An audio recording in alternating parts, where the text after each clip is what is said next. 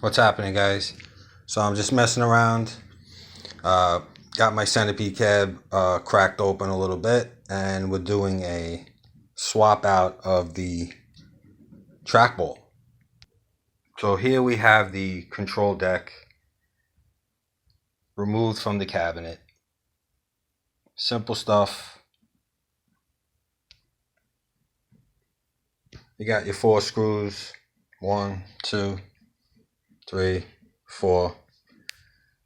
There's your screws. Take them screws out. Then be careful when lifting up the control deck. It is connected to the ribbon cable. And, just make sure you pretty much, when you're removing this, 2 hands is best, 1 on each side, and to come out straight from the pins. And just make sure you grab a little bit of plastic, and the cable itself when you're pulling it out. And it comes out easy. It's fairly rugged. So here I have already installed the version 2 of Glen's retro show Trackball by Thunderstick. Here is the version 1. I go back and forth with these two. To me they're very similar. So basically, it's all plug and play. Absolutely plug and play. These are your little micro switches. You play with these and you get 7 different colors out of the glow from the ball. And you just put them in different positions, and that's it. I pretty much leave the plastic protection cover that's usually underneath the control panel. I leave it off. I feel it doesn't really do much at all. I mean, dust is not going to settle, going upwards really. So, I mean, in a sense, it's not really going to settle on this. So, I leave it off, and what I do is, when I want to change the colors, I go through the back of the cabinet. I'll show you that a little later. But, so basically, you got your plug and play. You just remember that this cable here from the trackball, right, always points towards the control board, up this way. So towards this little control board. Make sure this always points that way. If you have it another way, I'm not sure, but it's just, this is how I was told to do it, and it works well. So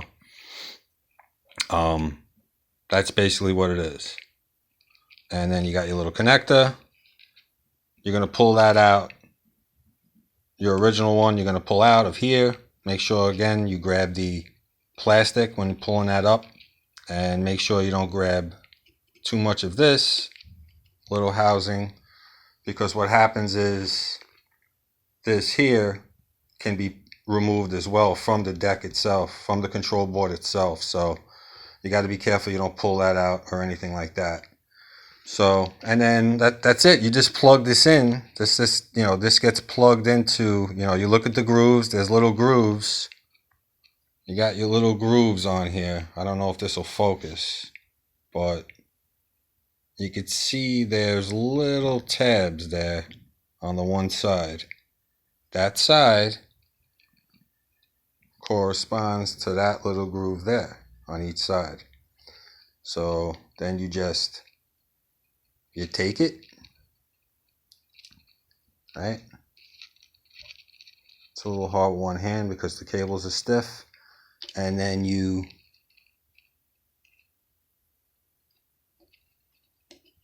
place it in, right? Push it down. Once it pops into place, that's in. And that's it, guys. I mean, you got 4 screws, 1, 2, 3, 4 screws. They go in. You don't tighten them up too tight. You just make them snug. Nice and easy, guys. It's very simple. Just make them snug. That's it. With the Centipede cabinet, I know that with the Centipede cabinet, I know the little trackball comes with a jumper, something like a jumper, a little jumper piece.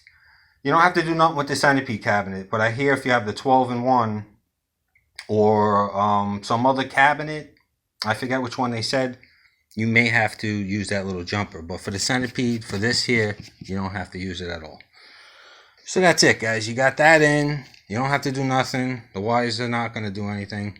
They're not going to interfere with anything else. You know, check your little tabs, make sure everything's in nice. That's all while you're here, while you got everything out. You know, your buttons.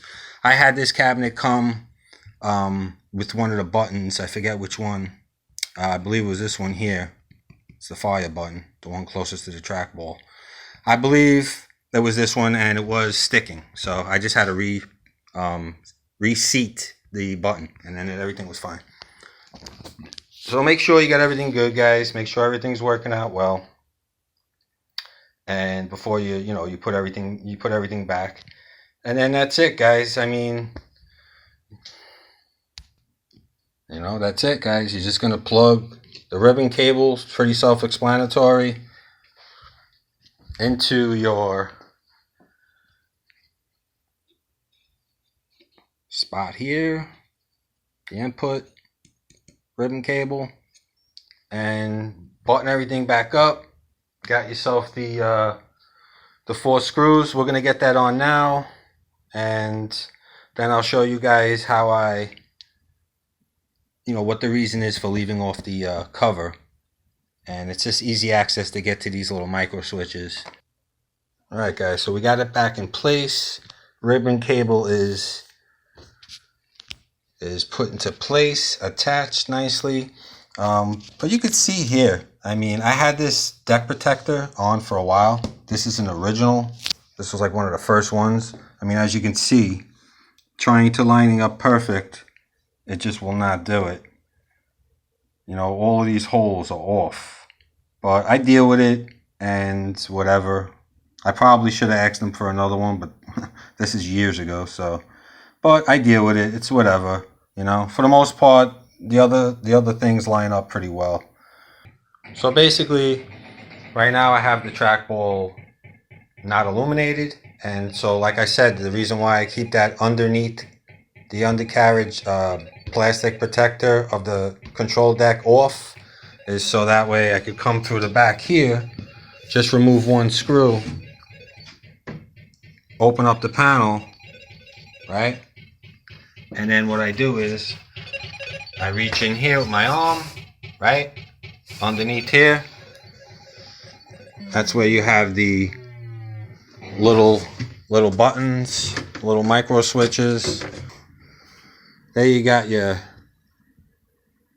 red light. Focused for, there it goes. For a second it focused.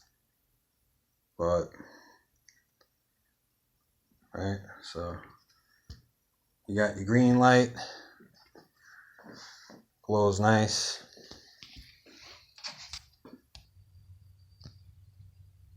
So that's it, guys. That's what I do. I come under and I just, this way I got access to the micro switches, and that's it. I think that's easier to just undo one screw in the back than to do the whole thing. So they're both good upgrades. Version 1's not available anymore, I don't believe. Version 2 just came back in stock. I'm not sure if it's still in stock, but now you can only get version 2, so it doesn't matter. But if you already have a version 1, I don't think you need a version 2. That's just my opinion. I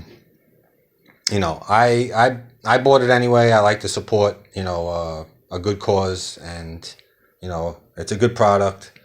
So it definitely makes your cab feel way better, way more authentic than the non-ball bearing stock Arcade1Up trackball, which severely needs an upgrade. So, I mean, Arcade1Up, man.